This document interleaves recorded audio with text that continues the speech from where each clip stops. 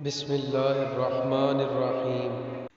حضرت علی رضی اللہ تعالی عنہ نے فرمایا، تمام تعریفیں اس ذات کے لیے ہیں کہ وہ جسے توڑے اسے کوئی جوڑ نہیں سکتا، اور وہ جسے جوڑے اسے سارے توڑنے والے مل کر توڑ نہیں سکتے۔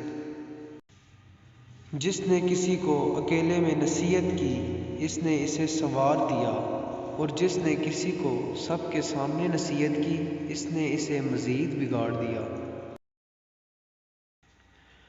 غلط بات پر ہمیشہ غصہ آ جانا شرافت کی نشانی ہے، لیکن اسی غصے کو پی جانا مومن کی نشانی ہے۔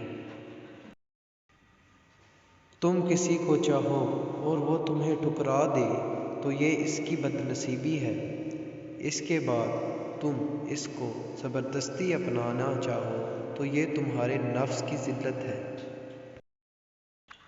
حضرت علی رضی اللہ تعالی عنہ نے فرمایا، اخلاق ایک دکان ہے اور زبان اس کا تالا ہے۔